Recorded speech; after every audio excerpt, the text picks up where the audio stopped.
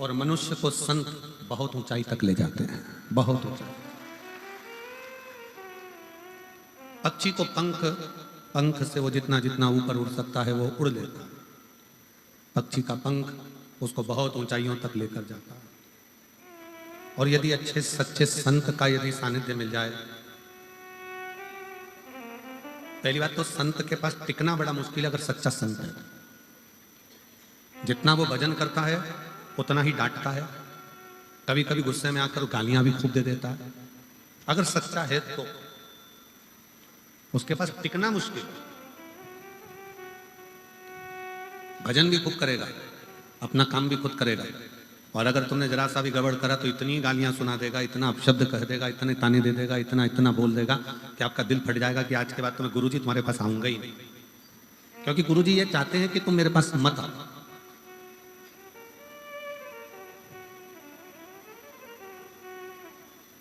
पक्षी का पंख और मनुष्य के लिए संत बहुत जरूरी है।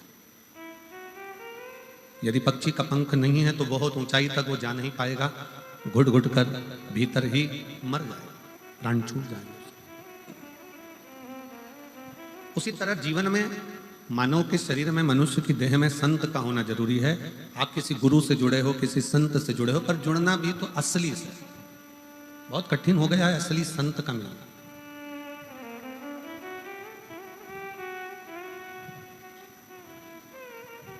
अभी हम सतुआ बाबा जी की कुटिया में, सतुआ बाबा जी के शिविर में कथा कर रहे थे गोविंद जी, तो वहाँ एक छत्तीसगढ़ के गोयल परिवार मिलने के लिए आए, और गोयल परिवार मिलने के लिए आए और वो आते से बोले, गुरुजी हमारे हाथ में एक बड़ी सी सोने की अंगूठी थी, उसमें रतन जड़े हुए थे, और एक कोई साधु का वेश रख कर आया और उसने हमारी हाथ में से अंगूठी निकाली और मुंह में रख के और चला गया। हमने उससे कहा तुम्हारी अंगूठी तो नहीं थी। क्या ऐसे भी लोग होते हैं? हमने गोयल जी से कहा, गोयल जी असली संत की दृष्टि तुम्हारे गोल्ड पर नहीं होती, असली संत की दृष्टि तुम्हारे धन पर नहीं होती, असली संत की दृष्टि तुम्हारी प्रॉपर्टी पर नहीं होती, असली संत की दृष्टि तुम्हारे दिल में बैठे हुए रामकृष्ण और शिव पर होती है कि तुम्हारा भजन कितना।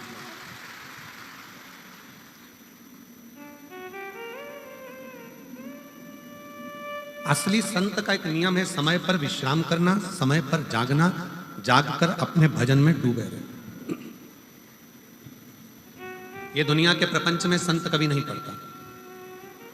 थोड़ी देर यहाँ बैठे, थोड़ी देर वहां बैठे, थोड़ी देर भाग गए, थोड़ी देर उधर आ गए, थोड़ी देर उधर चले। संत का स्वभाव ये नहीं होता। संत अपना डेरा बनाकर जो बैठता है, जपता है। और ये कहाँ से मिलता है? तो कहा ये शबरी अम्बा का चरित्र देखिए। मातंग बाबा से शबरी जी ने पूछा, क्या मुझे भगवान को पाने के लिए कहाँ जाना पड़ेगा? अगर मुझे भगवान को पाना है तो मैं कहाँ जाऊं? भगवान को पाने के लिए मुझे कहाँ जाना पड़ेगा? तो मातंग बाबा ने कहा, तुम्हें कहीं नहीं जाना है। एक जगह पर बैठकर जब तुम अपनी तप साधना में डूबे रहोगी, एक जगह पर बैठकर जो तुम भगवान की भक्ति करती रहोगी, एक जगह पर बैठकर तुम भगवान के नाम का जाप करती रहोगी, तो तुम्हें कहीं नहीं जाना पड़ेगा। भगवान राम स्वयं तुम्हें ढूंढते हुए तुम्हारे दरवाजे पर आए।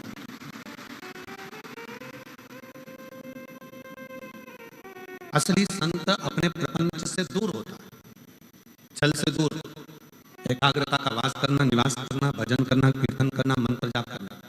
और गोपाल जी, हम बहुत साधुवाद देते हैं कि इतनी बड़ी कुटिया में इतने सारे भक्त आते हैं, पर जो आपने संत का जो निवास बनाया है, वास्तव में ऐसी जगह बनाया है जहां बैठकर केवल भगवान का भजन दिल से हो सकता है। एकांत का क्षण,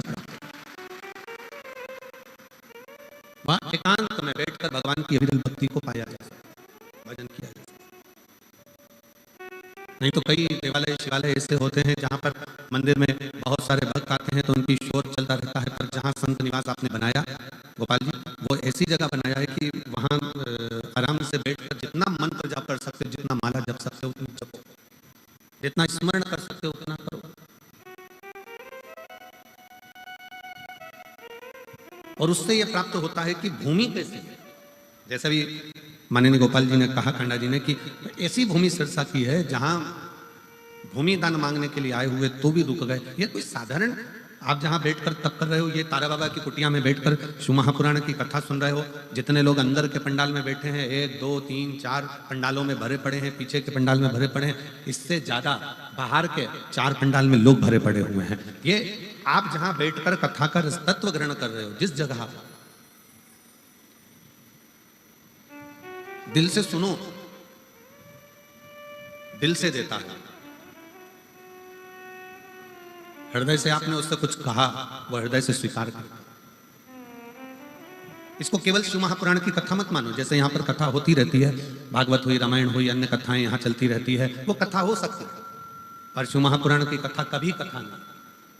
शिव महापुराण भले वो पोथी के रूप में दिखती हो, शिव महापुराण भले वो कथा के रूप में रहती हो, पर शिव महापुराण कथा नहीं है। शिव महापुराण अपने भीतर शंकर को उतारने का एक ऐसा रसायन है जो हमारे कानों के माध्यम से हमारे अंदर उतर जाता है और हमारे अंदर विश्वास जागृत होकर एक दिन भोले बाबा हमारा कार्य पूर्ण कर ही देते। ये वो तत्व है।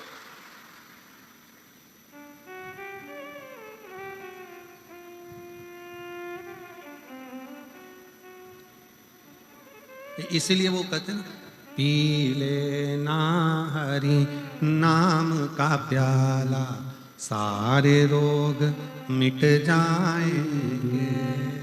पी लेना हरि नाम का प्याला, सारे रोग मिट जाएंगे।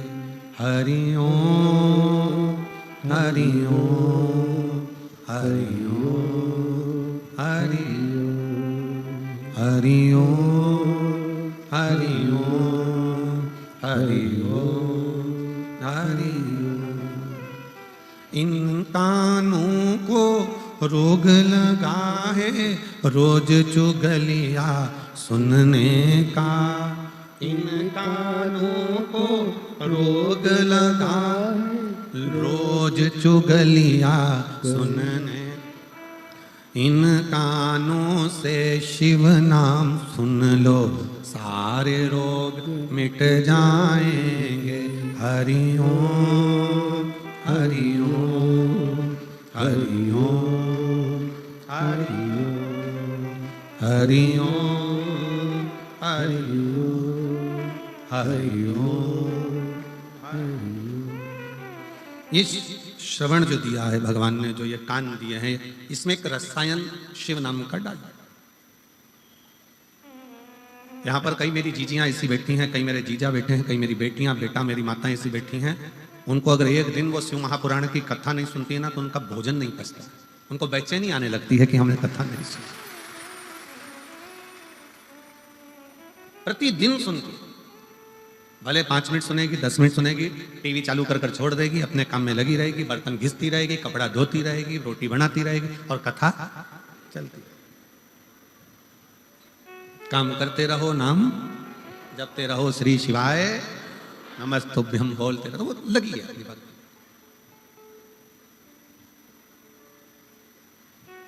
अब तुम एक दिन कथा के बिना नहीं रह पाते, बीच में कथा में 1-2 दिन का गैप हो जाता है तो तुम्हारा दिल नहीं लगता।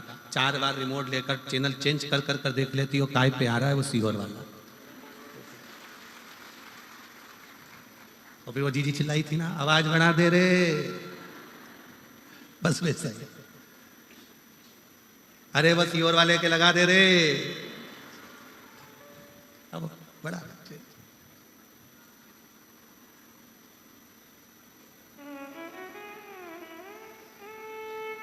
कितनी अच्छी भाषा। हरियाणा की, पिछली बार हम गोविंद जी के साथ गाड़ी में बैठ के गोविंद जी बोले कि गुरुजी बहुत सारे पंडाल भरे पड़े, तो चलो हम चले। अब हम चले तो रास्ते में हमारी जीजियों ने और जीजाओं ने घेर लिया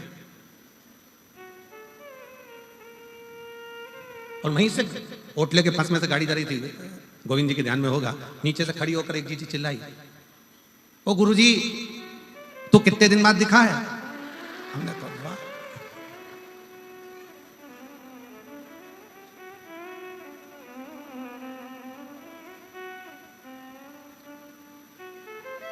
आप बहुत दूर हो जाता है, तू पास हो जाता है, नजदीक।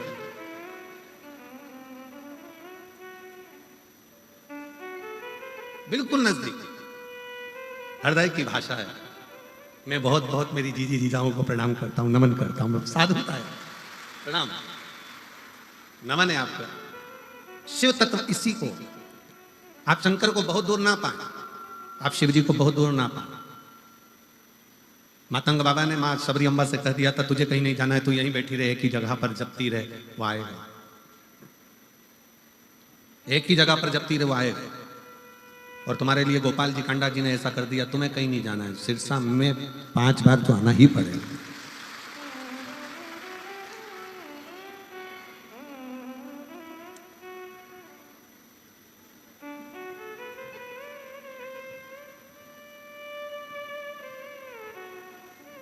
कैसे भी आप शिव तत्व है, शंकर है, और जब एक स्थान पर बैठकर आप पुकारो तो उसको। मेरे शंकर भगवान ने कभी तुम्हारा चेहरा नहीं देखा, मेरे शंकर भगवान ने तुम्हारे हाथ पांव नहीं देखे, मेरे शंकर भगवान ने तुम्हारा पूरा श्री विग्रह शरीर नहीं देखा, मेरे शंकर भगवान ने तो केवल तुम्हारा दिल देखा। मेरे शिव जी ने केवल तुम्हारा मन देखा, हृदय, दिल। क्योंकि हो सकता है हाथ से भजन हो ना हो, पांव से चलकर तुम कहीं जा सको ना जा सको, इस मुख से तुम भजन गा सको ना गा सको, तुम्हारे श्रवण से तुम कथा सुन सको ना सुन सको, पर दिल एक ऐसा है, मन ऐसा है, उस मन से जिस दिन तुमने शिव को भज लिया, शिव तुम्हारा हो गया और तुम शंकर भगवान के हो गए। फिर बीच में कोई गेप नहीं, कुछ भी।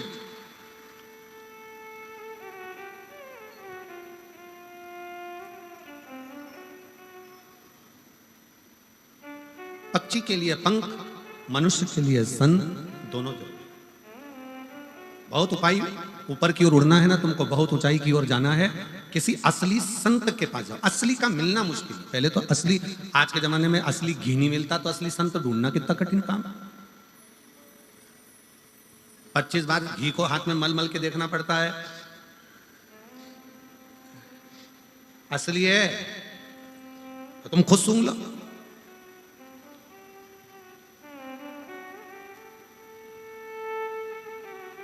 असली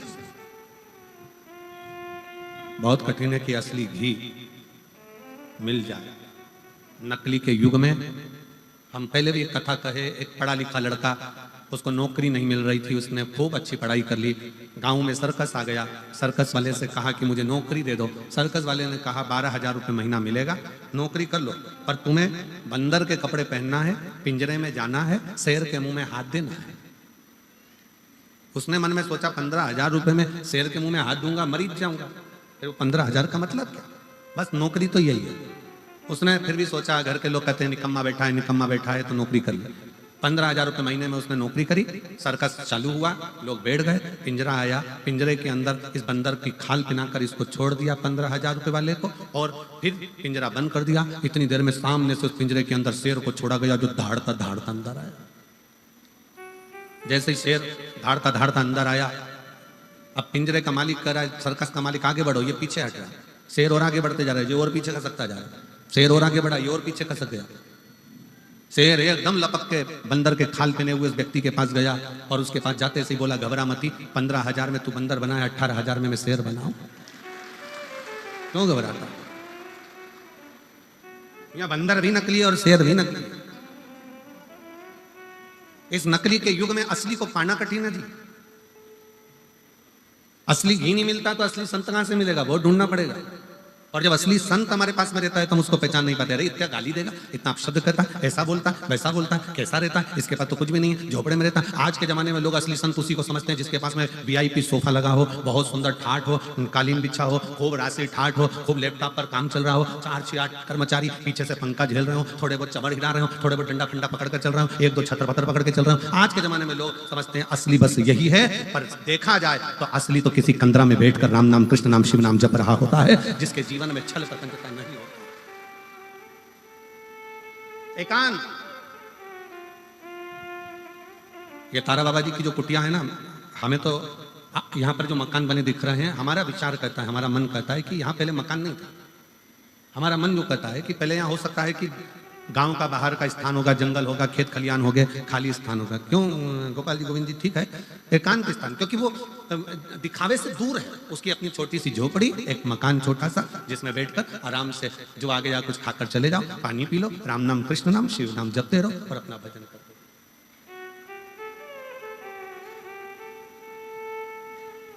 ठीक है, ठीक है, शिव नाम जपते रहो, भगवत भजन करते रहो, स्मरण करते रहो, नाम जाप करते रहो। आप एकांत में बैठो, भजन करो, कीर्तन करो, मंत्र जाप करो, नाम जाप करो, स्मरण करो, उसमें आनंद है।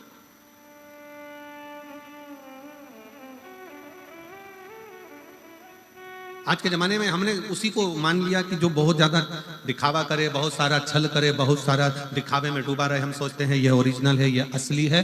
पर नहीं, असली संत वो होता है जो भगवान की भक्ति में खुद भी डूबा रहे, और आप जब उसके पास में जाओ तो वो आपको कहीं देवालय, शिवालय, मंदिर, भगवान की भजन में डुबा दे और कह दे कि शिव के भरोसे रहो, राम के भरोसे रहो, कृष्ण के भरोसे रहो, संसार के भरोसे मत रहना। संसार के भरोसे रहोगे तो एक दिन धोखा खा जाओगे, पर भोलेनाथ के भरोसे रहोगे तो धोखा नहीं खा पाओगे। उसके आश्रित हो।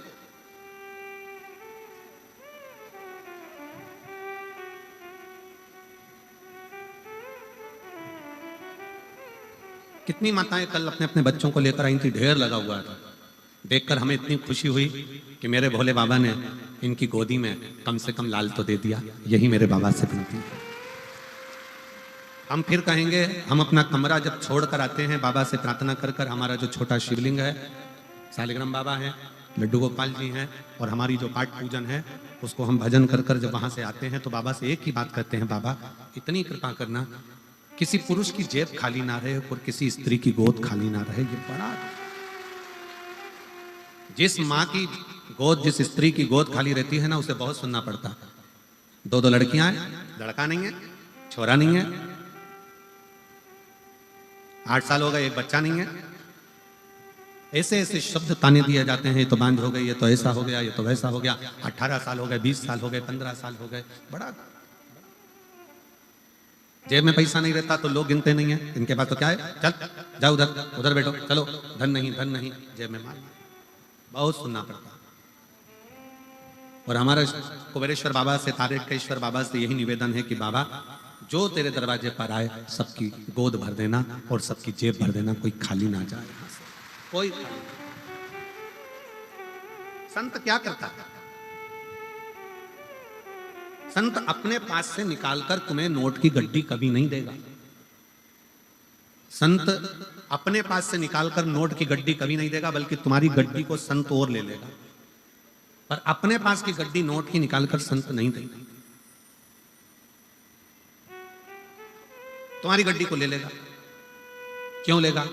कि तुम दोगे तो वो कहीं भूखे को भोजन कराने में, प्यासे को पानी पिलाने में, कोई आया उसके पास में तो उसको कुछ मुख मीठा कराने में, तुम्हारे धन का सदुपयोग कराकर तेरे घर में भी मिठाइयां बढ़ती रहे, इस भाव से वो तुम्हारे धन का प्रयोग कर लेता। असली संत तुमको नोट की गड्डी भी नहीं देगा, असली संत तुमको आशीर्वाद भी नहीं देगा। कभी भी असली संत ये नहीं बोलेगा कि मैं तुझे आशीर्वाद देता हूं, तेरे साथ ये हो जाए, मैं तुझे वचन देता हूं तेरे साथ, ना। असली संत तो केवल अपने भजन में लगा रहता है और देखता रहता है, ये बहुत चतुर है, सेवा कर रहा है, काम कर रहा है, ये इधर झाड़ू लगा रहा है, पोछा लगा रहा है, ये बिस्कुट बांट रहा है, ये टॉफी बांट रहा है, ये पानी पिला रहा है। असली संत केवल देखता रहता है, देखता रहता है, और उसके भजन की जब दृष्टि एक साधारण से व्यक्ति पर पड़ती है तो उसको देने की जरूरत नहीं पड़ती, उसका कल्याण असली संत स्वयं कर देता। वो वचन भी नहीं देगा, वो कहेगा भी नहीं कि तुम्हारे साथ ऐसा हो जाए।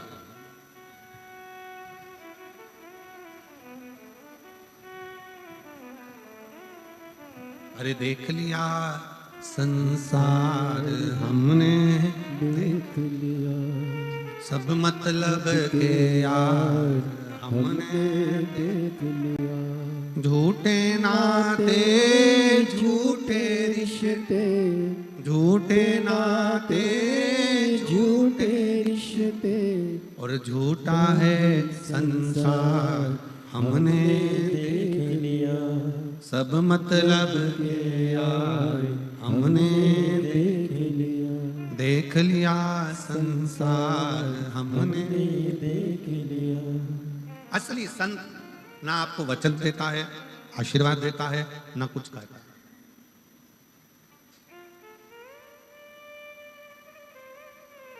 वो तो मौन है। पक्षी का पंख उड़ता है, ऊपर ले जाता है। असली संत जब मिलता है, अपनी कृपा की दृष्टि ऐसी करता चले जाता है कि वो आगे बढ़ता चले जाता है। कृपा की दृष्टि। उसको तुम्हारे वैभव से मतलब नहीं है, उसको तुम्हारे धन से मतलब नहीं, उसको तुम्हारी दौलत से मतलब नहीं, उसको तुम्हारी संपदा से मतलब नहीं। और होगा, संत कभी तुम्हारे पास में आकर ये भी नहीं कहेगा कि साहब मुझे इस चीज की जरूरत है और तुम पहुंचाओ, नहीं कहेगा। वो एक ही बात कहेगा कि तुम अगर किसी भूखे को भोजन करा रहे हो, प्यासे को पानी पिला रहे हो, किसी का मुख शिव महापुराण में अगर झूठा करा रहे हो, तो उसका फल देवाधिदेव महादेव ऐसा देगा कि तुम अगली बार खूब भंडारे चलाओगे। ये शिव की कृपा तुम्हारे ऊपर हो जाए, शंकर की कृपा से। एक मां बैठी है जिसके बच्चे को ब्लड कैंसर हो गया, और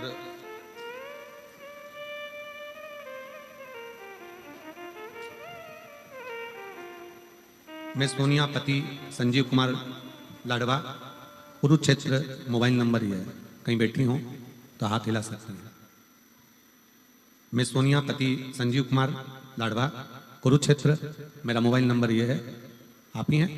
बच्चा आया है साथ में, हाथ हिलाओ बेटा। एलईडी पर दिख रहा है? हाँ, वापिस हाथ हिलाओ बेटा। हाँ ठीक है, आ जाइए, आ जाओ। मेरे बेटी की तबीयत 2014 में खराब हुई। डॉक्टरों के पास टेस्ट कराने पर पता चला 2014 में कि उसको ब्लड कैंसर हो गया। और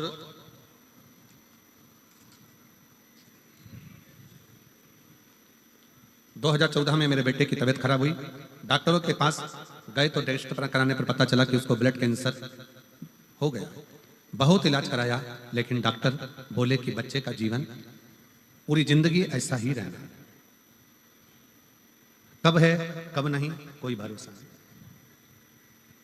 2014 से लेकर 2020 तक संकट सा निकलता रहा। 21 में कथा सुनना प्रारंभ करी तो मन में लगा कि अब मेरा बेटा बच सकता है। 21 में कथा सुनकर मालूम पड़ा तो ऐसा लगता है कि अब मेरा बेटा बच सकता है। 2022 से हमने बेटे को बेलपत्र देना, शिवजी पे चढ़ा हुआ जल और बेलपत्र खिलाना प्रारंभ करा। हम लोग रुद्राक्ष महोत्सव में पहुंच गए। दुनिया के लोगों को लगता होगा कि रुद्राक्ष महोत्सव केवल एक उत्सव है। हम फिर निवेदन करेंगे 25 फरवरी से 3 मार्च तक, जो सीहोर के आसपास के हैं या आने वाले भक्त हैं, एक बार रुद्राक्ष महोत्सव के उस पावन प्रांगण में बैठकर 1 दिन 2 दिन 5 दिन 7 दिन और कंकर शंकर पूजन जरूर करो। ये जीवन की सार्थक है। हम रुद्राक्ष महोत्सव में पहुंच गए, बाबा से विनय करा, निवेदन कर कर वहां से हम कंकर लेकर आ गए। शिवजी को जल चढ़ाना बेटे ने प्रारंभ करा, रुद्राक्ष का जल देना प्रारंभ करा। जो डॉक्टर कहते थे ये इसका कोई भरोसा नहीं, आज उसकी दवाइयां चलते चलते डॉक्टर दवाइयों के बल पर उसको रखते थे। अब हमने विचार करा कि करें क्या। तब हमने रेवाड़ी में पहुंच गए अपने बच्चों को लेकर, और रेवाड़ी की कथा को बच्चे को पूरी श्रवण कराई। वहां की रज, वहां की मिट्टी बेटे के शरीर पर लगाई। लगाकर हम 1.5 महीने के बाद डॉक्टर से जांच कराने के लिए गए तो डॉक्टर ने कहा अब इसको दवाइयों की जरूरत नहीं है, इस बच्चे का पूरा कैंसर समाप्त हो चुका है। इस बच्चे का पूरा कैंसर समाप्त हो चुका है, इसको दवाइयों की जरूरत नहीं है, बस समय समय पर इसका टेस्ट कराते रहना। और हम बाबा को आज यहाँ धन्यवाद देने के लिए आए हैं। एक पत्र और देखिए,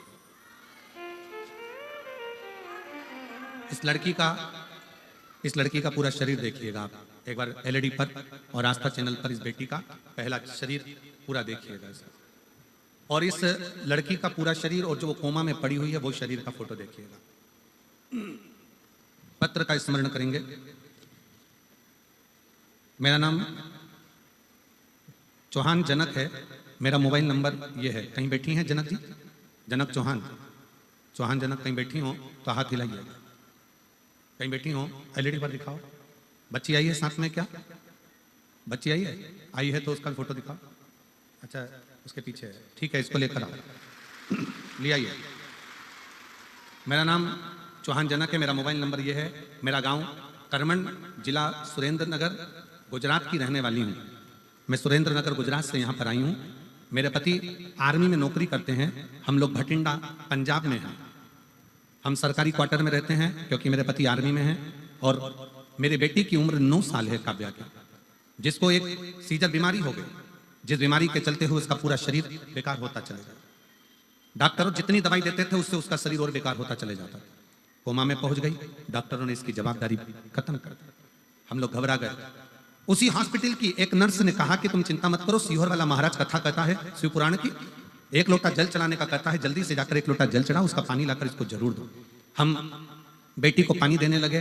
कोमा में पड़ी हुई बेटी पानी कैसे पीती, शरीर पर लगा देते गुरुजी। तब बेटी के शरीर में थोड़ी सी हलचल हुई, वो कोमा से बाहर हुई, उसका शरीर काम करना प्रारंभ करा। अब हम करें तो करें क्या? डॉक्टर ने कहा कि इसके शरीर पर ऐसा ही निशान उन रहेंगे, ये शरीर इसका पूरा जल चुका है और शरीर की स्थिति यही है, इसको आप घर ले जाओ। हम बेटी को घर लेकर आ गए। बेटी का शरीर देखकर बड़ा दुख होता था। तब आपकी कथा भटिंडा में होने वाली थी। हमने सोच लिया कि भोले बाबा कृपा करने के लिए सीहोर से यहाँ आ गए, हमारी लड़की को हम कैसे लेकर जाते। भटिंडा की कथा में उसको कथा सुनने के लिए बिठाया। वहां की मिट्टी उसके हृदय से उसके शरीर पर लगाना प्रारंभ करी और 11 दिन के बाद मेरी बेटी का पूरा शरीर वैसा की वैसा ही हो गया जो पहले था, जिसका मैं फोटो लगा रही हूँ। बेटी का दूसरा फोटो जिसको लगाया गया है। शिव शिव है।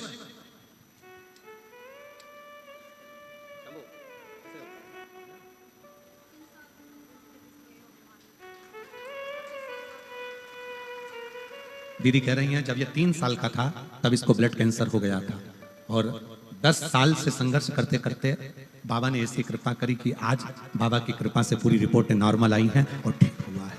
ये शिव तत्व, उसके आश्रित होकर चल। आप किसके भरोसे?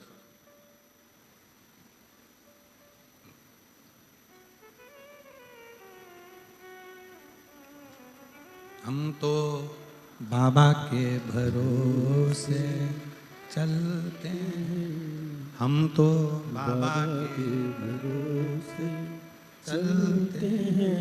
ये दुनिया वाले जलते हैं, ये दुनिया वाले जलते हैं, हम तो बाबा के भरोसे चलते हैं। शिव के भरोसे हो जाओ, उसके आश्रित हो जाओ। ना जाने कौन सा पुण्य सिरसा वालों ने करा होगा जो उनके ये तारा बाबा की कुटिया में दूसरी बार कथा सुनने का मौका मिल गया। ना जाने कौन सा। और सिरसा के आसपास के क्षेत्रवासियों से कहूंगा ये मौका छोड़ना मती। वो कुबेरेश्वर बाबा तारा बाबा की कुटिया में आकर कहीं ना कहीं शिव से शिव का मिलन हो रहा है। जैसे अभी हाल श्री गोपाल जी कंडा जी ने कहा कि हो सीहोर का और सिरसा का कोई ना कोई ऐसा संबंध रहा होगा जो आज यहाँ दर्शन हो रहे हैं। मैं गोपाल जी कांडा जी को बहुत साधुवाद देता हूँ। आपके विचार ना जाने कहाँ से इतने सुंदर आपके भीतर आते हैं कि वास्तव ना जाने कौन सा ऐसा संबंध रहा।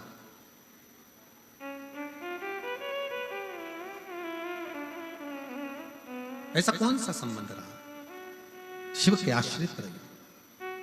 और जब हम भगवान देवादिदेव महादेव के आश्रित होते हैं, जब हम भगवान शंकर के आश्रित होते हैं तो शिव कृपा जरूर करते हैं।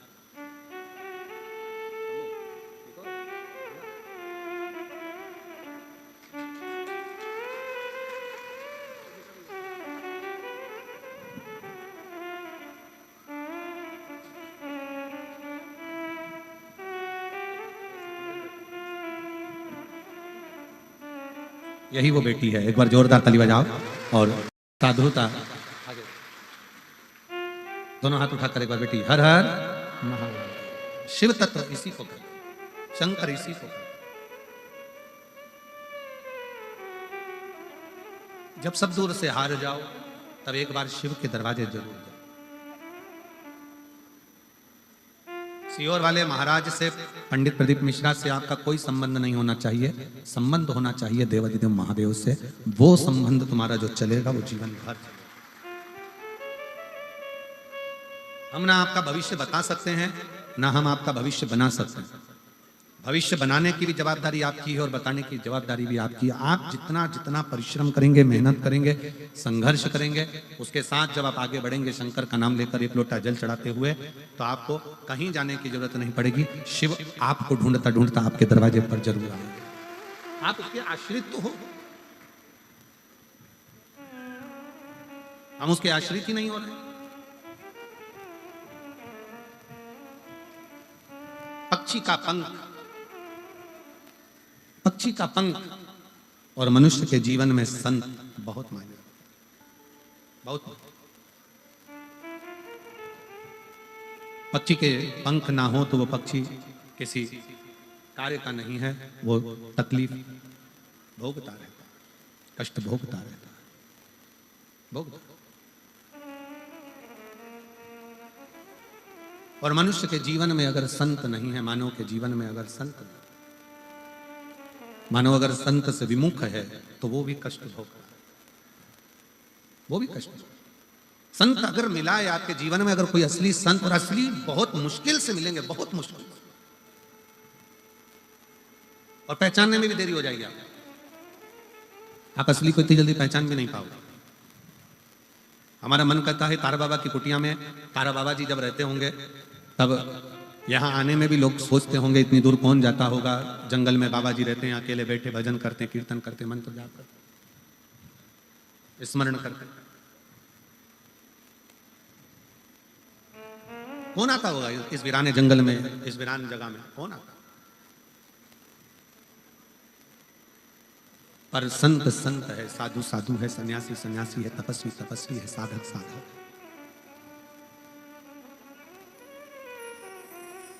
आप जब दिल से पुकारोगे, जब दिल से उसको वंदन करोगे, निवेदन करोगे, आप जब किसी असली संत की शरणागति में जाकर बैठोगे, तो जो अंदर का आपका वाइब्रेशन है, जो आपके भीतर की ऊर्जा है, वो उस ऊर्जा को संगम करेगी, मिलेगी।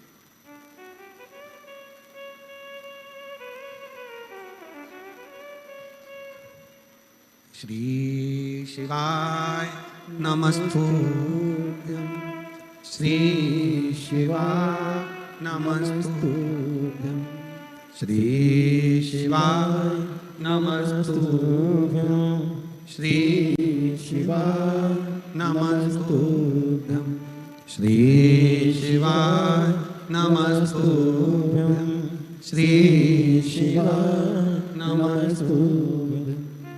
असली संत की शरणागति थोड़ी सी ग्रहण करिए, आडंबर से दूर हटकर, वो आपको बहुत ऊंचाई तक लेकर जाए, बहुत ऊंचाई। और इतना ऊंचा तक लेकर जाएगा, इतनी ऊंचाई तक लेकर जाएगा कि आप भी सोचते रहेंगे कि ये कृपा कहां से हो गई, हमने तो कभी किसी को कुछ दिया नहीं, पर ये करुणा, ये दया, ये कृपा कहां से हो गई। संत केवल दृष्टि देता है, संत धन दे ना दे, पर संत दृष्टि देता है।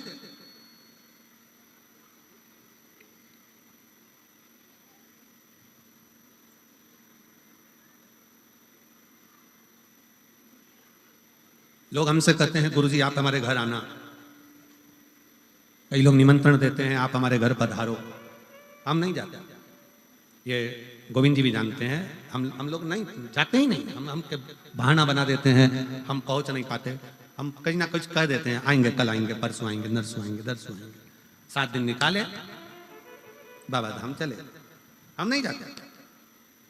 खूब प्रयास करें गुरु जी आना ही पड़ेगा, आना ही है, चलना पड़ेगा, चलना पड़ेगा, हम नहीं। क्यों? हम उनसे कहते हैं हमको बुलाने की जगह एक बार तारकेश्वर महादेव से विनय करो, एक बार कुबेरेश्वर महादेव से विनय करो कि आप हमारे घर आना, वो आएगा तो वो पहुंचे तुम्हारे दरवाजे पे। तारा बाबा की कुटिया में जब दर्शन करने के लिए जाओ, तारा बाबा की उस पवित्र समाधि स्थल पर जब पहुंचो और उसकी साक्षी में जब रहो, तारकेश्वर महादेव का जब दर्शन करो, कुबेरेश्वर महादेव का जब दर्शन करो, किसी देवालय में, शिवालय में जब शंकर भगवान का दर्शन करो, तो वहां के नंदी को आप दिल से कहो कि तुम्हें शंकर को लेकर आना है, मेरा दुख मिटाना है, बहुत कष्ट में हूं मैं। और जैसे वजी जी चिल्ला कर बड़ी थी ना, अरे आवाज बढ़ा दे रे, बस शंकर भगवान के नंदी से भी तुम्हें इसी तरह से कहना है। तो कद लेकर आएगा रे, कब लाएगा? वो एक लाइन है ना, कहीं देर ना हो जाए, कहीं देर ना हो जाए, कहीं देर ना हो जाए, मेरा विश्वास ना टूट जाए, मेरा भरोसा ना छूट जाए। मेरा विश्वास है, मैंने 2 बार पशुपति व्रत करे, 2 बार मैंने सफेद आंकड़े की जड़ का प्रयोग करा, मैंने इतना प्रयोग करा। अब घर के लोग भी ताना देते हैं कि तेरे जीवन में कुछ नहीं हो सकता, तू कितना ही लोटा भर के जल चढ़ा ले। तब तुम ये बात अपने दिल की कोई प्रार्थना भगवान से करो तो पढ़ी पढ़ाई मत करो, अपने दिल की प्रार्थना भगवान से कहो, ए नंदी रे तू कब लेकर आएगा रे? अब तो लोग ताना देने लगे रे, बहुत दुखी हूं, कब लाएगा शंकर भगवान को लेकर? अब की शिवरात्रि तू मेरे घर आना, मैं बहुत आदर करूंगी तेरा, तू आ। कहीं देर ना हो जाए, कहीं देर ना हो जाए, आ जा रे मेरा दिल घबराए, भोले देर ना हो जाए, कहीं देर ना हो जाए, हमारा विश्वास न टूट जाए। आपको मालूम है सबरी अम्बा के दरवाजे पर राम जी कब गए थे? कब गए? सबरी के घर में आए हुए बेर जब सूखने लगे, सबरी के दरवाजे पर आए हुए बेर जब सूखने लगे, सबरी के दरवाजे इंतजार कर रही है। सबरी अम्बा ने एक बेर को उठाकर देखा तो वो सूख रहा था, उसमें सल पड़ रहे थे। सबरी अम्बा उस सल से अपने शरीर को मिला रही थी कि मेरे भी शरीर पर सल पड़ते जा रहे हैं। मैं राम जी की बाट जोते जोते इंतजार करते करते थक गई। राम कब आओ? मैं आपका इंतजार कर रही हूं और आप आए नहीं। बेर को देखकर सबरी अम्बा की आंख में आंसू भर गए। एक दिन हो सकता है कि ये बेर सूखने के बाद बेकार हो जाएंगे और मेरा भी जीवन ऐसे ही कट जाएगा और राम नहीं आएंगे। कभी तुम अपने जैसा, कई लोग भगवान के मंदिर में जाकर जो पाठ होते हैं, जो स्तुतियां होती हैं, वही स्तुति करते रहते हैं, पाठ पढ़ते रहेंगे, स्तुतियां करते रहेंगे। हम कभी नहीं बोलते कि तुम ये वाली स्तुति करो कि पाठ पढ़ो, तुम अपने मन की स्तुति करो, तुम अपने मन की स्तुति करो ना। एक भेड़ चराने वाला भेड़ चराता था, सारी बकरियों को, भेड़ों को इकट्ठा कर लेता, शाम के समय बैठकर भेड़ों का जुआ निकालता रहता, भेड़ के बाल में से कीड़े निकालता और जू निकालते निकालते बोलता, ओ राम जी, ये भेड़ बकरी जंगल में रहती है, इनको जू पड़ गई, मैंने सारी निकाल दी। राम जी, तुम्हें भी जंगल में रहते रहते 14 साल में बहुत सारी जू पड़ गई होगी, एक बार मेरे पास आओ, सब निकाल दूंगा। अरे राम जी, आप मेरे पास आओ, मैं सारी जू निकाल दूंगा तुम्हारी। एक संत निकल कर जा रहे थे, संत को गुस्सा आ गया, क्यों रे राम जी को जू पड़ती है क्या? संत ने कहा आज के बाद मत बोल देना। उसने बोलना बंद कर दिया। राम जी चुप बैठे थे। सीता जी ने पूछा, आपके चेहरे की हंसी चली गई है ना, क्या बात है, आप मुस्कुरा नहीं रहे हो? राम जी कहते हैं, एक मेरा भगत भेड़ बकरी चराता था, शाम को बकरियों को इकट्ठा कर उनके बाल में से जू निकालता था और कहता था, राम जी वन में रहते रहते तुमको जू पड़ गई होगी, मैं तुम्हारी जू निकाल दूंगा, एक बार आ जाओ। मैं उसकी बात को सुनकर बड़ा मुस्कुराता था। एक संत ने उसको मना कर दिया कि ऐसे नहीं बोलते, तो उसने बोलना बंद कर दिया, उसने बोलना बंद कर दिया। सीता जी ने हनुमान जी को बुलाया, हनुमान इधर आ, जाकर वो संत को ढूंढ और जरा एक जोरदार कुदा किया। हनुमान जी ने गदा पकड़कर जो दिया धम्म से, संत पड़े चिपके। संत ने पूछा कौन? हनुमान जी बोले, तेरा बाप। प्रभु आपने मुझे मारा क्यों? हनुमान जी बोले, पहले जा और वो बकरी चराने वाला भेड़ चराने वाले से कहे, जैसी वो स्तुति करता था वैसी स्तुति करे। अरे प्रभु, वो बोलता था राम जी के सिर में जू पड़ गई होगी, जैसे मैंने बकरी की जू निकाली, राम जी तुम्हारी निकाल दूंगा, तेरा क्या जा रहा है, जा बोल क्या। और जैसे ही वो गया, भैया तेरे हाथ जोड़ता हूं, पांव पड़ता हूं, तू जैसी स्तुति करता था वैसी स्तुति कर, और आज एक और बार मैं तेरे पांव पड़ रहा हूं। उसने पूछा क्यों? आज तक मैं भगवान का भजन करते करते इतना बड़ा संत हो गया, पर भगवान का दर्शन नहीं हुआ। तेरे जू निकालने के चक्कर में हनुमान जी की गदा का दर्शन तो हो गया, बस यही मेरे लिए बहुत। अपने दिल की स्तुति करिए, अपने मन की स्तुति करिए। आप भगवान को पड़ी पड़ाई स्तुति मत बोलो, आप अपने दिल से बोलो, कब आएगा बाबा, इंतजार कर रही हूं मैं, बहुत तेरा इंतजार कर करके थक गए। लोग अपशब्द कहते हैं, लोग ताना देते हैं, लोग गालियां देते हैं, लोग अड़ा टेढ़ा करते हैं। पत्र अम्बा इंतजार करती रही, कब आ? एक दिन सबरी अम्बा के मन में आ गया और सबरी अम्बा ने कहा कि अब ऐसा लगता है कि मेरे प्राण नहीं बचेंगे। मातंग बाबा वहां से निकलकर सबरी अम्बा के वहां से जो मातंग ऋषि थे, उन्होंने कह दिया था तू इंतजार करना, इंतजार करना। एक दिन एक ऋषि निकल कर जा रहे थे, कोई गुरु बन, एक गुरुजी निकल कर जा रहे थे, उन्होंने कहा सबरी अम्मा क्या बात है? सबरी जी कहती हैं हम इंतजार कर कर कर थक गए, हमारे भगवान राम हमारे से मिलने के लिए नहीं आए, हम बहुत इंतजार करें, अब तो मेरे बेर भी सूख रहे हैं, क्यों चिंता करती है? इस बेर को वापस हरा कर ले, वापस भरा हुआ कर ले, कोई सूखना नहीं। कभी भी अपने मन में ग्लानि मत लाओ कि परमात्मा आएगा नहीं। अगर तुमने सोच लिया कि भगवान को पुकारा है और तुमने सोच लिया कि भगवान आएगा, तो ये निश्चित है एक दिन तुम्हारा दुख मिटाने के लिए शिव जरूर आएगा। तुमने सोच लिया उस दिन शंकर भगवान तुम्हारा दुख मिटाने के लिए, शिव तुम्हारा तकलीफ मिटाने के लिए, शिव तुम्हारे कष्ट को मिटाने के लिए जरूर आए।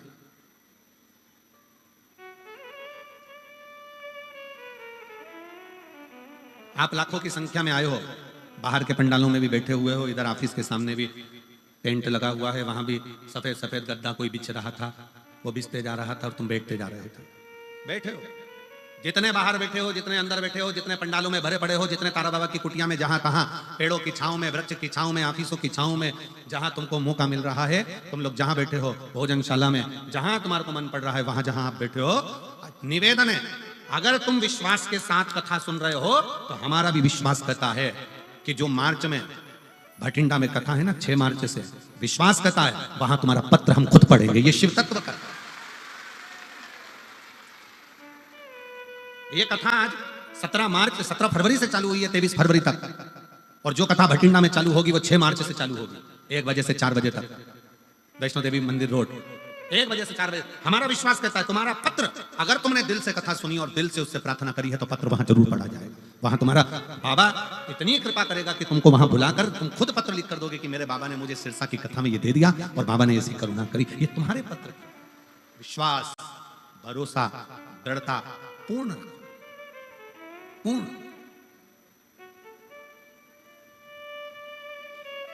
बाबा ने हमको चलना सिखाया, बाबा ने हमको चलना सिखाया, सब भक्तों से मिलना सिखाया।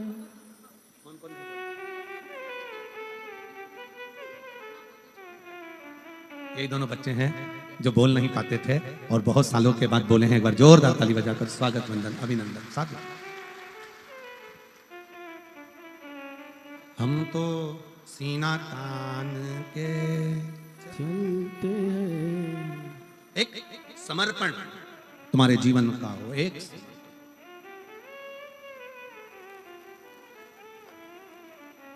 एक बात आप लोगों के स्मरण में होगी, आप लोग सब सिरसा में रहते हो, आपके पास में राजस्थान लगा हुआ है। राजस्थान में रामसा पीर, रामदेव बाबा जब अपनी बहन के घर गए थे और बहन ने कहा कि भैया मेरे जीवन में बड़ा दुख, तब रामसा पीर ने कहा था, बहन तू जिसको भजती है ना, वो तेरा दुख मिटाने की सामर्थ्यता रखता है। तू जिसको भजती है वो तेरे दुख को मिटाने की सामर्थ्यता रखता है। रामसा पीर, रुणीचा वाले रामदेव बाबा,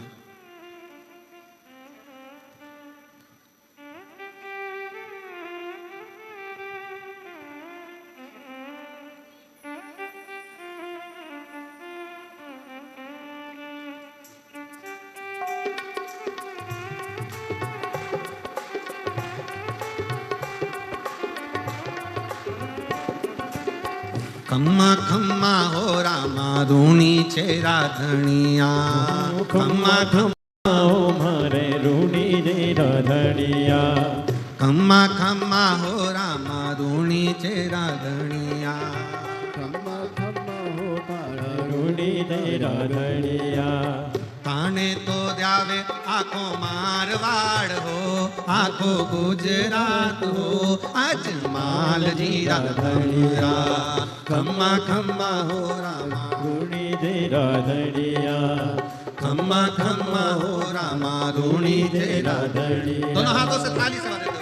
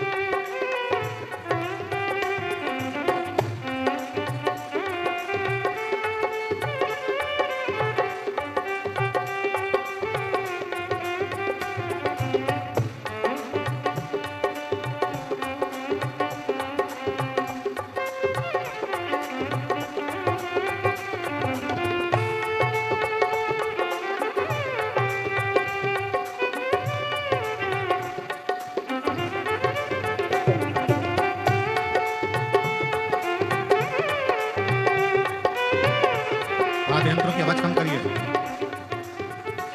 ढोलक तबले की आवाज कम करिए, वायलिन की आवाज बढ़ा दिए।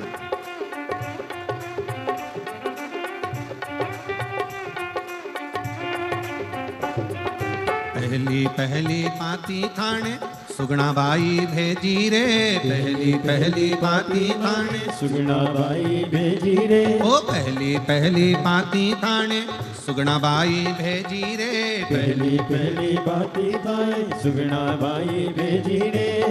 ऊपण तो दूध कपायो धनिया, ओ ऊपण तो दूध कपायो धनिया, आज माल जीरा धनिया, खम्मा खम्मा हो माल रूणी जेरा धनिया, खम्मा खम्मा है मार रूणी जेरा धनिया। ताणे तो ध्यावे आखो मारवाड़ हो, आखो गुजरात हो, अजमाल जीरा धनिया, खम्मा खम्मा हो मारे रूणी जेरा धनिया, खम्मा खम्मा हो मारे रूणी जेरा धनिया।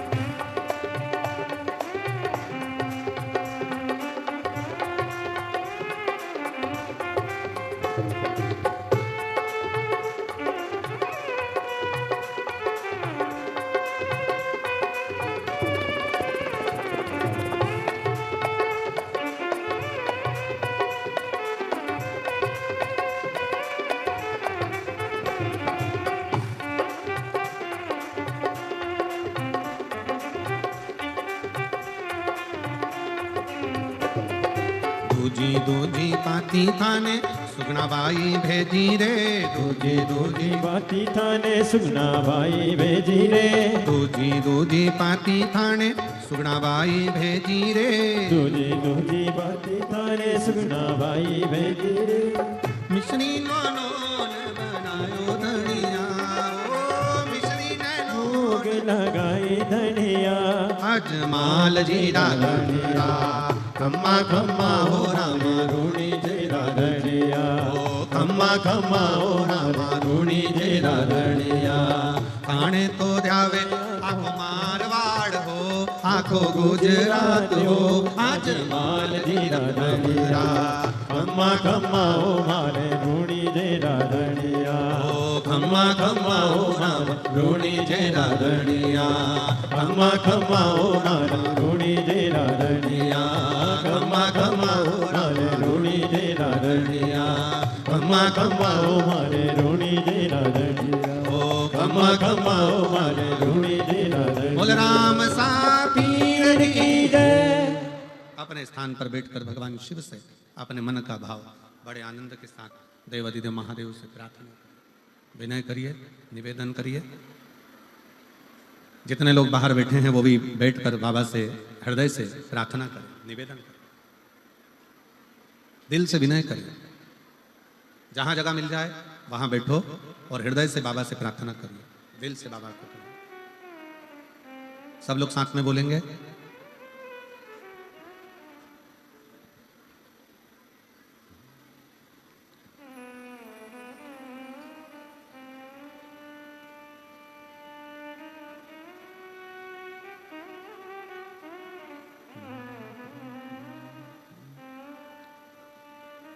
श्री शिवाय नमस्तो श्री शिवाय नमस्तो श्री शिवाय नमस्तो श्री शिवाय नमस्तो श्री शिवाय नमस्तो भोला सब दुख काटो ओ भोला सब दुख काटो शिव शंकर जपो तेरी माला भोले बाबा जपो तेरी माला भोला सब दुख काटो मारा ओ भोला सब दुख काटो वेश है मंगल मंगलकारी वेश है मंगल मंगलकारी शमशान वासी हमारा शमशान वासी हमारा ओ भोला सब दुख काटो ओ भोला सब दुख काटो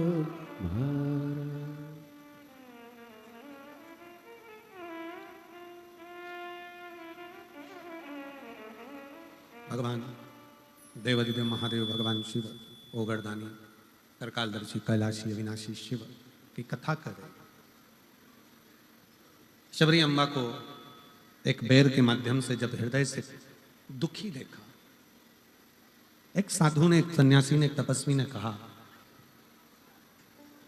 क्यों चिंता करता? थोड़ा भक्ति का जल बेर के अंदर जाएगा तो यह बेर भी फूल जाएगा। उसी तरह जब आप भगवान को पुकारोगे तो भगवान जरूर आए। आपके इधर बनता है कि नहीं बनता हमको नहीं मालूम, पर हमारे उधर जब बेर सूख जाता है ना, उस बेर को पानी में उबाल कर उसमें थोड़ा सा नमक मिर्ची डालकर तैयार किया जाता है। अब उसको यहाँ क्या बोलते हैं हमारे उधर लद्दो बोलते हैं। बेर को उबालकर उसमें जो बेर सूखा हुआ था उसमें पानी वानी डालकर थोड़ा उबालकर उसमें नमक मिर्ची डालकर उसको लोग खाते। क्या सीख दे रहा है? भक्ति का जल। और जीवन में जब तक साधना बढ़ती है तो बेर पुनः सूखा हुआ भी अपने स्वाद को वापस प्राप्त कर लेता है।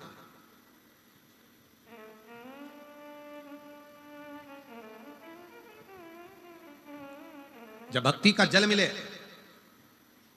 और भगवान की तप साधना में आप डूबे हुए हो तो शिव तत्व जरूर प्राप्त हो।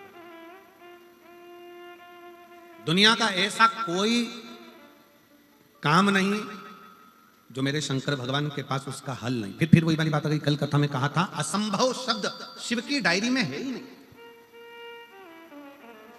भगवान शंकर की डायरी में एक ही शब्द है और वो केवल एक शब्द है। कौन सा शब्द है? जम के बोलो जरा, संभव। कौन सा शब्द है? संभव। असंभव शंकर भगवान की डायरी में है ही नहीं। बस तुम्हारा विश्वास डिगना नहीं चाहिए, तुम्हारा भरोसा डिगना नहीं चाहिए, और तुम्हारा विश्वास जितना जितना दृढ़ होगा शिव मिले।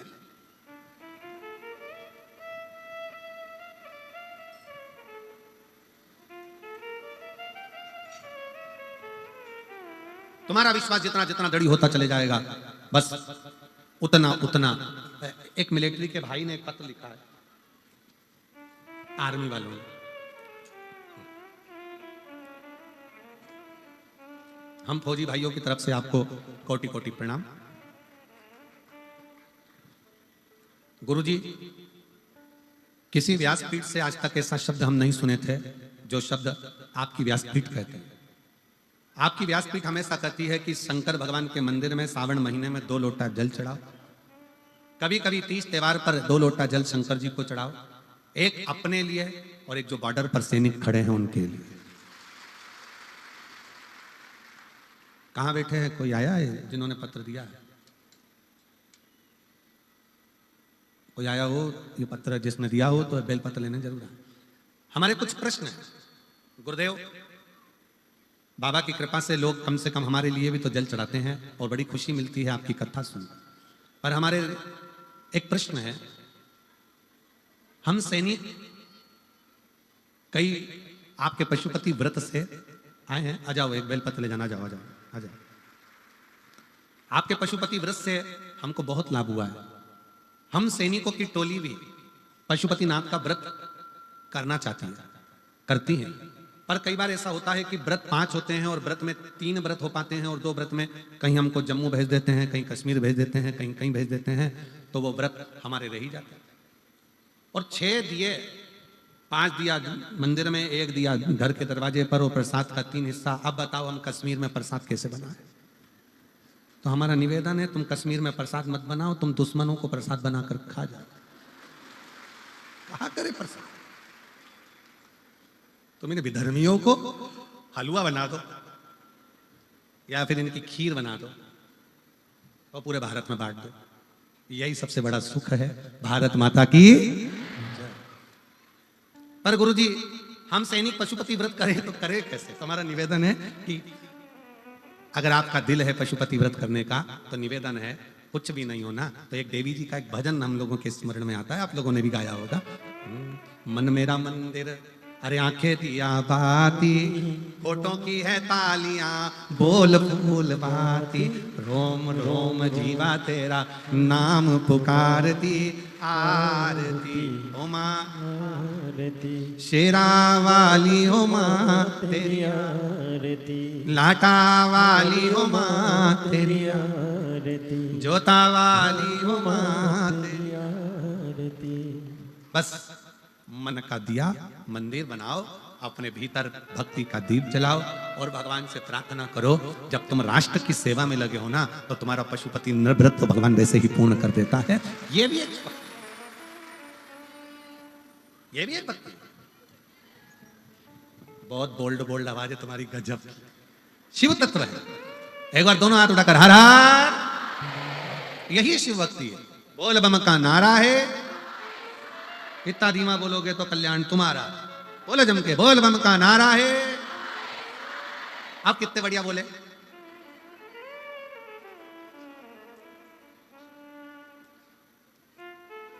शिव तत्व है। भगवान शंकर की अभिधन भक्ति कहती है, शिव महापुराण की कथा कहती है, शिव भक्ति कहती है। अपने तप को, अपनी साधना को, अपने विश्वास को दृढ़ी बनाओ, दृढ़ी। ब्रह्मा जी, थोड़ा रिटर्न बढ़ाओ। ब्रह्मदेव, ब्रह्मा जी जब भगवान विष्णु के पास में जाकर, नारायण के पास में जाकर कहते हैं कि यह सृष्टि का रचना करता मैं हूं,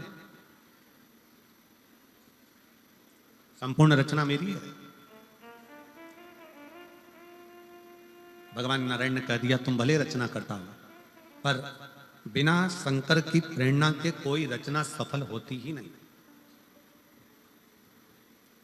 दुनिया की कोई भी रचना हो, बिना शिव के रची ही नहीं जा सकती। जिस यज्ञ में शंकर भगवान का नाम नहीं, वो यज्ञ सफल नहीं होता। जिस घर में भगवान शंकर का स्थान नहीं, तुम्हारे देवालय में, तुम्हारे पूजन वाले मंदिर में लड्डू गोपाल हैं, राम जी हैं, कृष्ण जी हैं, सारे देवता, पितर देव, ये देव, वो देव सब हैं, पर तुम्हारे घर के मंदिर में अगर एक शिवलिंग नहीं है, तो समझ लेना तुम्हारी पूजन भगवान स्वीकार नहीं कर पा रहा है। शिव के बिना राम भी राजी नहीं होते, शिव के बिना भगवान कृष्ण राजी नहीं होते, और राम और कृष्ण के बिना शिव राजी नहीं होते।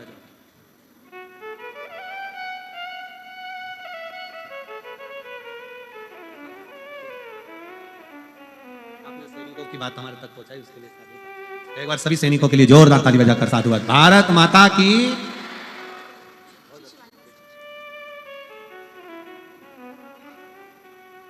शिव तत्व है। ब्रह्मा जी के मन में यह भाव आ गया कि मैं सृष्टि का रचना करता, पर कौन चला रहा है, कौन कर रहा है, कौन करा रहा है, ये सब हमारा भ्रम है कि दुकान में चला रहा हूं, घर में चला रहा हूं, सब काम मैं कर रहा हूं। अगर दुकान तुम चला रहे हो तो फिर मरने के बाद वो बॉडी को क्यों जला कर आते हो? उसी को दुकान में रख दो, वही चला देगी। शिव रूपी श्वास इस शरीर के अंदर से जो निकल रही है, 21,600 श्वास प्रतिदिन मानव के शरीर से निकलती है। कितनी निकलती है? जम के बोलो जरा। 21,600 श्वास इस मनुष्य के शरीर से प्रतिदिन निकलती है, प्रतिदिन। और ये श्वास नहीं है, ये मेरा स्वयं शिव है जो श्वास के रूप में निकल रहा है।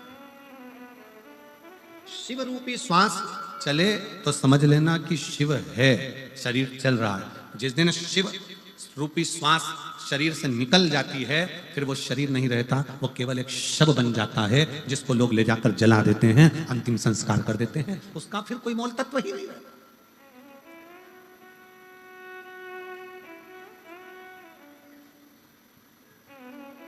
21,600 श्वास रोज निकल रही है और रोज एक ही बात करती है, शिव नाम जपो, भगवत नाम जपो। ये मत सोचो कि मैंने करा।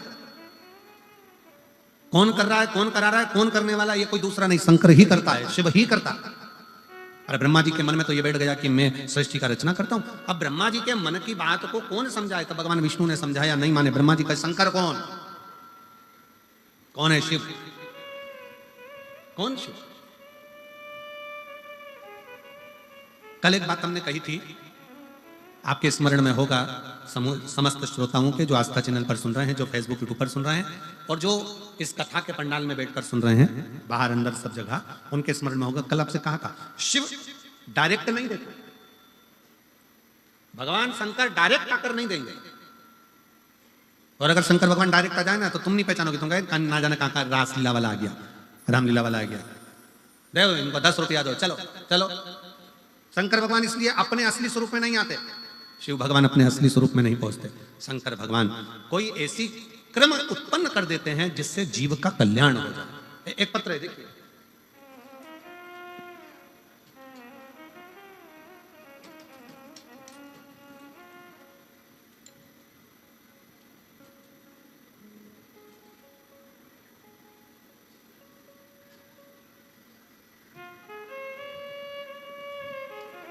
मेरा नाम मीना रानी, पति का नाम राजेश कुमार सेन, गांव बिज्जूवाली, सही बोला है? कहीं बैठे हैं? आ जाओ, एक बेलपत्र ले जाना, आ जाओ। बिज्जूवाली, जिला सिरसा। मेरा मोबाइल नंबर ये है। एक लोटे जल का मैं क्या वर्णन करूं गुरुदेव। मेरा बेटा शुभम सेन पढ़ाई में बिल्कुल भी मन नहीं लगता था। हम उसको हमेशा कहते थे तू पढ़ाई कर, वो पढ़ाई में मन लगाए तो लगाए कैसे, उसका चित्त नहीं लगता, मन ही नहीं लगता। अब बेटे ने शिव महापुराण की कथा हम सुनते थे तो बेटे ने भी ध्यान लगाकर सुना, और ध्यान लगाकर सुना और बेटे ने कहा, मम्मी क्या शंकर भगवान से जो मांगा जाता है बाबा दे देते हैं? मैंने अपने बेटे से कहा, वो सियोर वाला महाराज कहता है, अगर मेहनत 4 गुना करी है, परिश्रम 4 गुना करा है, रात दिन एक करा है, तो भोलेनाथ देगा जरूर। प्रयास आपके हाथ में है, परिणाम भोलेनाथ के हाथ में है, करो मेहनत। अब बेटे ने कहा कि माँ मेरा पढ़ने में मन नहीं लगता, मैं शंकर भगवान को जल चढ़ाना प्रारंभ करा। बेटे की बुद्धि पढ़ाई में लगी, एक बेलपत्र शंकर के मंदिर से लाता, रोज खाता। मन कर गया कि मम्मी चल अपन दोनों सीहोर चलते। हम लोग सीहोर कुबरेश्वर धाम पहुंच गए। वहां पर रुद्राक्ष महोत्सव चल रहा था और रुद्राक्ष महोत्सव में सीहोर में हम लोग कथा सुनने के लिए गए। वहां पर बेटा बैठा, शंकर जी की कथा सुनी, 7 दिन खूब सेवा करी, कंकर शंकर की पूजन कर कर कंकर लेकर आ गया। मैं बाबा को क्या धन्यवाद दूं गुरुदेव। वहां से आने में 3 महीना भी पूरा नहीं हुआ, बेटे ने एक एग्जाम दी और बाबा की कृपा से पंजाब में बिजली विभाग में मेरे बेटे का सिलेक्शन हो गया। मैं बाबा को यहाँ धन्यवाद देने के लिए आया। एक पत्र और बड़ा सुंदर,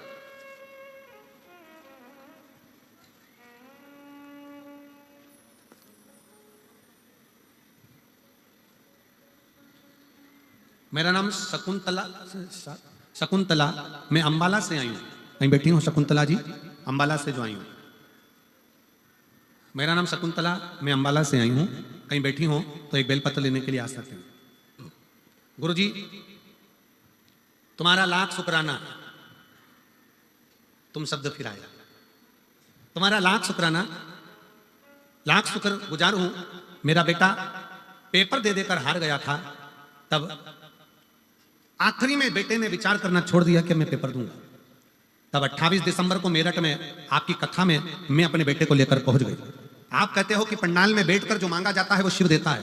हमने मेरठ की कथा में बाबा की 1 दिन की कथा सुनी और बाबा से विनती करी, बाबा को विनय कर कराई कि मेरे बेटे की सरकारी नौकरी हो जाए। और आज मेरे बाबा ने ऐसी कृपा करी, मेरे बेटे की सरकारी नौकरी लग गई। मैं बाबा को यहाँ पर प्रणाम करने के लिए आई हूँ। 1 जनवरी को मेरे बेटे की परमाणु ऊर्जा में सरकारी नौकरी लग गई है। मैं शिव को प्रणाम करने के लिए आई हूँ। कहीं बैठी हो तो आ सकती हैं। श्री श्रीमती, मेरा नाम शकुंतला, अंबाला से। एक पत्र और है।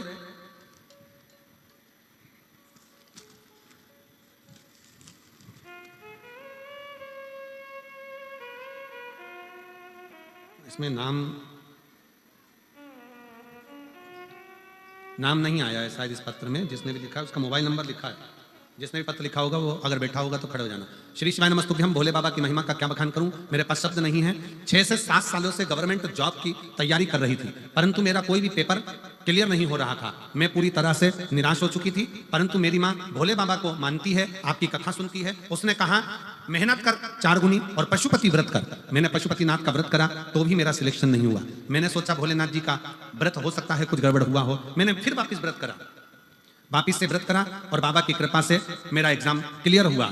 मैं बाबा को एग्जाम क्लियर हुआ। मैं बाबा को धन्यवाद देने के लिए आई हूं कि बाबा की कृपा से आज मेरा ज्वाइनिंग लेटर आ गया और मैं अंबाला अमृतसर कोर्ट में मेरा सिलेक्शन हो गया है। मैं बाबा को यहाँ पर प्रणाम करने के लिए आई हूँ। कहीं बैठी हो, बैठी हैं क्या? कहीं बैठी हो तो आज तक इसमें नाम नहीं लिखा है उनका। मोबाइल नंबर जरूर लिखा है। मोबाइल नंबर टीवी पर आप दिखा सकते, मोबाइल नंबर लिखा है। शिव भक्ति इसी को कहते हैं। आप बैठे जरूर हो कथा में, कथा श्रवण करने के लिए आए हो, कथा में मंत्र जाप करने के लिए आए हो।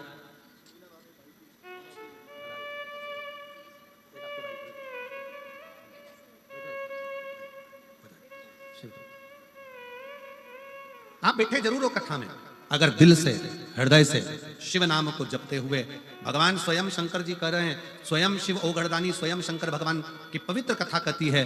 भगवान नारायण स्वयं कह रहे हैं कि हे ब्रह्मा जी, ये सोचना बंद कर दो कि तुम सृष्टि की रचना कर रहे हो। सृष्टि की रचना करने वाला तो केवल एक है और वो देव अधिदेव महा शिव है। केवल शिव, उसके सिवाय कोई नहीं। भगवान शंकर के सिवा कौन कर सकता? और ब्रह्मा जी के मन में संकोच उत्पन्न हो गया और ब्रह्मदेव ने भगवान नारायण के साथ में मिलकर एक पर्वत को घुमाना प्रारंभ करा। पर्वत को घुमाते घुमाते उस पर्वत ने एक लिंग की आकृति उत्पन्न कर ली और वह अग्नि का एक खंभ प्रकट हो गया। जैसे ही लिंग की आकृति प्रकट हुई, भगवान शंकर उस लिंग की आकृति में से प्रकट होकर कहते हैं, ब्रह्मा और विष्णु, तुमने मुझे प्रकट किया है। पूरे ब्रह्मांड में, संसार में, मृत्यु लोक में ब्रह्मा और विष्णु, हे नारायण, हे ब्रह्मा, पूरे ब्रह्मांड में, पूरे मृत्यु लोक में मेरा मूल स्वरूप का पूजन नहीं होगा। जो नारायण और ब्रह्मा तुमने मेरे शिवलिंग को प्रकट करा है, पूरे ब्रह्मांड में बस केवल यही पूजा जाएगा और इसी से जीव अपना फल पाए, इसी से जीव। कई लोग गलत गलत विचारे कर लेते हैं, कई लोग गलत विचारों में पड़ जाते हैं, गलत सोच में पड़ जाते हैं। कोई कुछ कह देता है, कोई कुछ कह देता है। कोई कहता है शंकर जी पे चढ़ा हुआ जल मत पियो, कोई कहेगा बेलपत्र मत खाओ, कोई कहेगा ये मत करो। पर शिव महापुराण की कथा गीता प्रेस गोरखपुर की लेकर आओ, अपने घर में बैठकर चैन से आराम से पढ़ो कि वो सियोर वाला महाराज कहीं झूठ तो नहीं बोल रहा। पढ़ना चाहिए। आप लोग शिव महापुराण की कथा सुनते हो तो थोड़ा अगर विश्वास है तो एक आध पढ़ो कि जितनी जितनी चीजें सियोर वाला महाराज व्यासपीठ पर बैठ के बताए कि दुर्वा का ऐसा प्रयोग करो, काली मिर्ची ऐसे चढ़ाओ, बेलपत्र ऐसे चढ़ाओ, बेलपत्र का प्रयोग ऐसे करो, इस तरह से भगवान की भक्ति करो, ये शंकर जी पे चढ़ा हुआ जल का आचमन करो, बेलपत्र को प्रसाद के रूप में पाओ। शिव महापुराण की कथा यहां तक कहती है कि केवल 33 कोटि देवता में एक देव महादेव केवल एक ऐसे हैं जिनका प्रसाद हाथ में आते से ही पाना पड़ता है, पूरी रात रखा भी नहीं जाता, देरी नहीं करी जाती।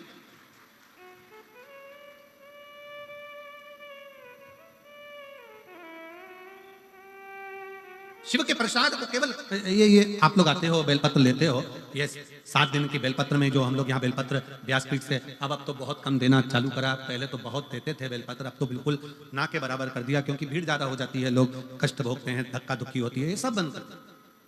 पर क्या है बेलपत्र का महत्व?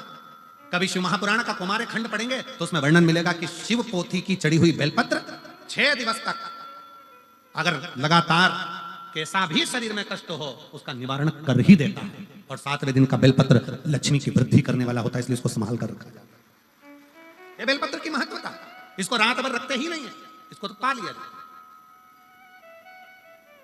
उसको अपने जीवन में उतारा जाए। बेलपत्र की महत्वता कुछ जान गया। आए कल हमारे गोविंद जी कह रहे थे, कुछ लोग पैदल चलकर शायद 50 किलोमीटर दूर से आए हुए हैं। कहाँ बैठे हैं वो लोग? कहीं बैठे हैं? आ जाओ एक बार, आ जाओ आ जाओ आ जाओ। कहां से आए हैं लोग गोविंद जी? हैदराबाद। एलदाबाद, अच्छा अच्छा। वहां से 50 किलोमीटर दूर से बाबा की ध्वजा लेकर भगवान शंकर की कथा श्रवण करने के लिए पैदल पैदल चलकर आए हैं। एक बार जोरदार ताली बजाओ इनके लिए, साधु था। 50 किलोमीटर दूर से पैदल पैदल चलते हुए शिव नाम लेते लेते भगवान का उच्चारण करते करते शिव तत्व को धारण करते करते यहाँ पहुंचे।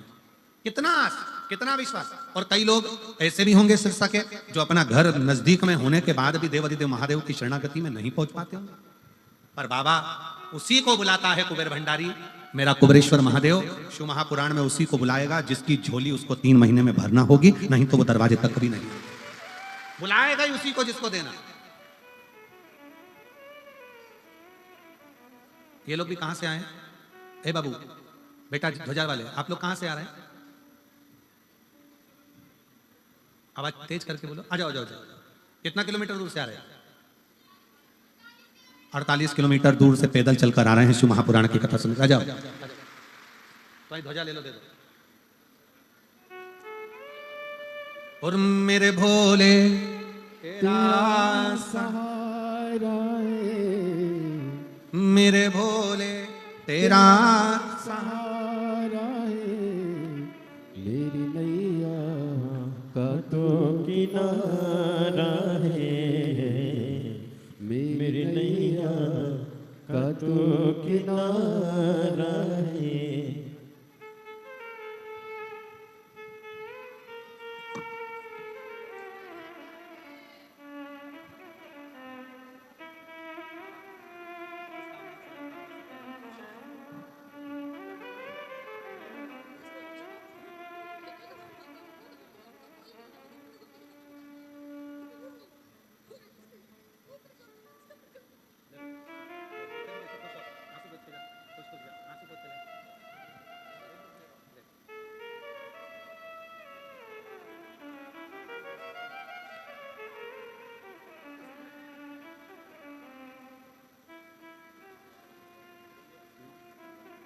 अड़तालीस किलोमीटर से आप पैदल आ रहे हैं। कौन सा?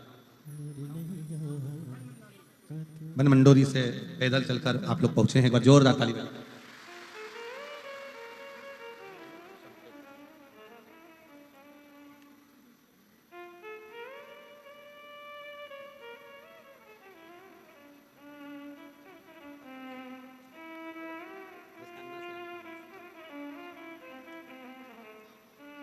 और मेरे भोले तेरा सहारा है, मेरे भोले तेरा सहारा है, मेरी नैया का तू किनारा है, मेरी नैया का तू किनारा है, मेरे बाबा तुझे पुकारा है, मेरे बाबा तुझे पुकारा है, मेरी नैया का तू किनारा है, मेरी नैया का तू किनारा। शिव पर आश्रित हो।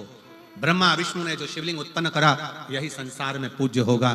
संसार में मेरा मूल स्वरूप नहीं शिवलिंग की पूजन होगी। स्वयं शंकर कह रहा है जिसके घर में शंकर का शिवलिंग नहीं है समझ लेना कि वो पूजन शिव स्वीकार नहीं करता। छोटा हो साधारण जितना भी आप रख सकते हो, छोटे से छोटा जितना बड़ा, पत्थर का, पीतल का, चीनी का, आप जिस कांच का जो हो, पर घर में शिव तत्व होना जरूरी है। शिव तत्व का होना चाहिए। वो शिव तत्व हमें सुख प्रदान करता, वो शिव तत्व हमको आनंद प्रदान करता। और क्यों ना देगा शिव? ब्रह्मा जी राजी नहीं हुए। ब्रह्मा जी को लगा कि ये तो सब सहजता का विषय होगा। शिवलिंग प्रकट हुआ। जैसे ही शिवलिंग प्रकट हुआ तो ब्रह्मा जी ने कहा भगवान विष्णु से मैं जानना चाहता हूं कि शिवलिंग का भगवान शंकर का चरण कहां है, शीश कहां है। देखने के लिए स्वयं भगवान नारायण कहते हैं कि मैं शंकर भगवान का चरण देखने के लिए जाऊंगा, भगवान नारायण का चरण ढूंढने के। और ब्रह्मा जी कहते हैं मैं भगवान का शीश देखने के लिए जाऊंगा। जाते जाते जाते जाते ब्रह्मा जी ऊपर चढ़ते रहे पर उनको शीश नहीं मिला। भगवान विष्णु नीचे जाते गए पर भगवान का शिवलिंग का चरण नहीं मिला, चरण नहीं मिला। ये जो लोग कहते हैं ना शंकर भगवान के जब शिवलिंग का, जैसे ये शिवलिंग है, ये जलाधारी है, जब हम शिवलिंग का दर्शन करते हैं ना तो कई लोग कहते हैं कि शंकर भगवान का चरण कहां पर, कई लोग कहते हैं भगवान शंकर के शिवलिंग में शीश कहां पर। उनका मुख कहां पर? शिव महापुराण की कथा कहती है कि कभी भी शंकर के शिवलिंग के पास में जाओ, आपका जहां मन कर जाए वहां बैठकर शंकर को जल समर्पित करो, जहां मन कर जाए। आप ये मत सोचना कि शंकर के शिवलिंग का मुख दिखेगा तो हम जल चढ़ाएंगे, चरण दिखेगा तो हम जल चढ़ाएंगे। शिव तत्व कहता है जहां बैठकर, जैसे बैठकर आप शंकर को पुकारोगे, जहां बैठकर जैसे बैठकर आप भगवान शंकर को भजोगे, शिव उसको स्वीकार कर लेता, शंकर भगवान उसे स्वीकार लेता। आप जहां बैठकर भजोगे, जैसा भजोगे, शिव उसको स्वीकार कर।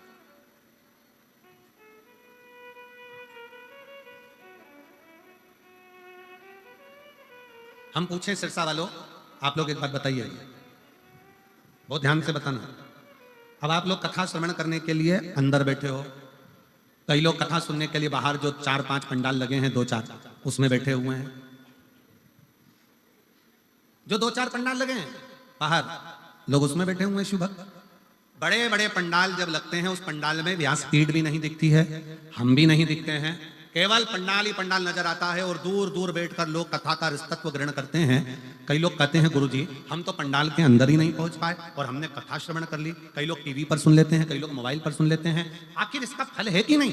शिव महापुराण की कथा कहती है आप तारा बाबा की कुटिया तक आए हो, भले अंदर के पंडाल में जगह नहीं मिले, पर आप जहां बैठकर पंडाल के अंदर जहां कथा हो रही है उस पूरे प्रांगण में कहीं पर भी बैठकर कथा का रसतत्व यदि ग्रहण कर रहे हो तो उसका फल तुम्हें 3 महीने में मिलेगा जरूर, ये निश्चित है, प्राप्त जरूर हो।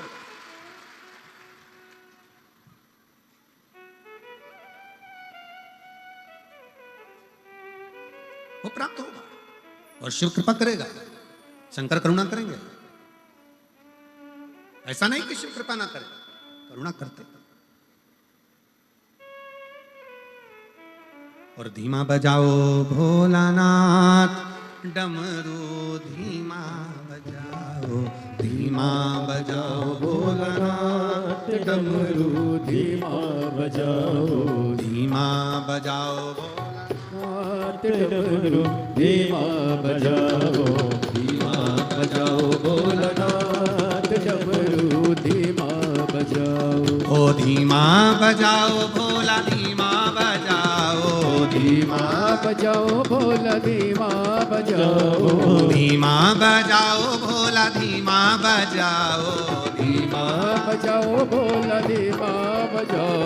ओ धीमा बजाओ भोलानाथ डमरू, धीमा बजाओ, धीमा बजाओ भोलानाथ डमरू, धीमा बजाओ। डमरू की धुन सुन के ब्रह्मा जी आए, डमरू की धुन सुन के ब्रह्मा जी आए, डमरू की धुन सुन के ब्रह्मा जी आए, डमरू की धुन सुन के ब्रह्मा जी आए, माँ जी आए संग ब्रह्माणी को लाए। गोपाल भैया आप भी बजाने आओ जरा। संग ब्रह्मणी को लाए, ब्रह्मा जी आए संग ब्रह्मणी को लाए, ब्रह्मा जी आए संग ब्रह्मणी को लाए। अरे धीमा बजाओ भोलानाथ डमरू, धीमा बजाओ, धीमा बजाओ भोलानाथ डमरू, धीमा बजाओ। ओ धीमा बजाओ भोलानाथ डमरू, धीमा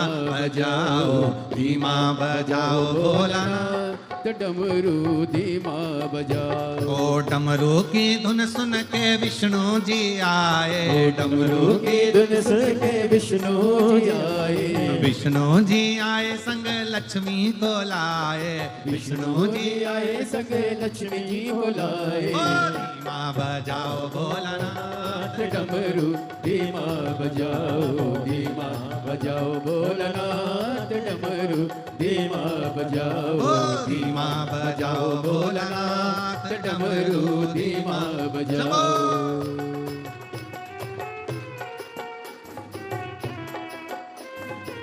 बोले जय हो। नमो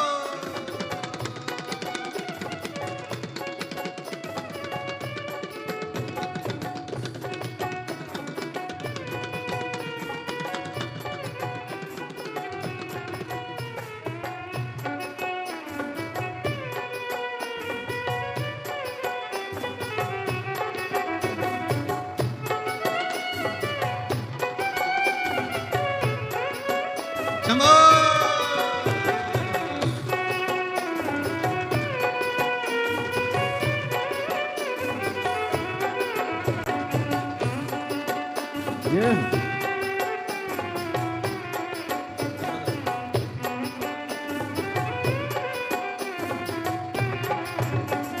डमरू की धुन सुन के राम जी आए, डमरू की धुन सुन के राम जी आए। ओ राम जी आए संग सीता को लाए, राम जी आए संग सीता को लाए। राम जी आए संग सीता को लाए, राम जी आए संग सीता को लाए। अरे धीमा बजाओ भोलानाथ डमरू, धीमा बजाओ, धीमा बजाओ भोलानाथ डमरू धीमा बजाओ। अरे धीमा बजाओ भोलानाथ डमरू, धीमा बजाओ, धीमा बजाओ भोलानाथ डमरू धीमा बजाओ। ओ डमरू की धुन सुन के कान्हा जी आए, डमरू की धुन सुन के कान्हा जी आए। ओ कान्हा जी आए संग राधा को लाए, कान्हा जी आए संग राधा को लाए। अरे धीमा बजाओ भोलानाथ डमरू,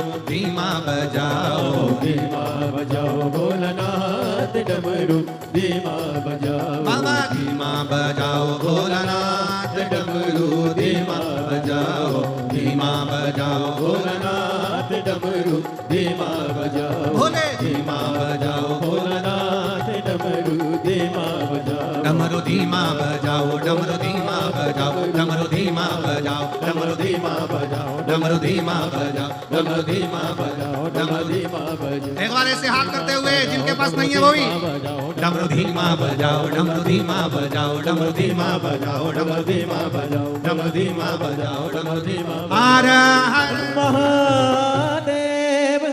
अपने स्थान पर बैठकर भगवान शिव जी से अपने मन का भाव बड़े प्रेम के साथ, आनंद के साथ विनय करेंगे, निवेदन करेंगे, भाव से बाबा को कहेंगे, दिल से प्रार्थना, दिल से हृदय से बाबा को निवेदन करें, प्रार्थना करें। सब लोग साथ में बोलेंगे और बाबा को अपने मन का भाव व्यक्त करेंगे। श्री शिवा नमस्तु, श्री शिवा नमस्तु, श्री शिवा नमस्तु, श्री शिवा नमस्तु, श्री शिवा नमस्तु। भोला सब दुख काटो मारा, ओ भोला सब दुख काटो मारा। शिव शंकर जपो तेरी माला, भोले बाबा जपो तेरी माला। भोला सब दुख काटो मारा, ओ भोला सब दुख काटो मारा। वेश मंगल मंगलकारी। वेश मंगल मंगलकारी। शमशान वासी हमारा, शमशान वासी हमारा। ओ भोला सब दुख काटो मारा, हो भोला सब दुख काटो मारा।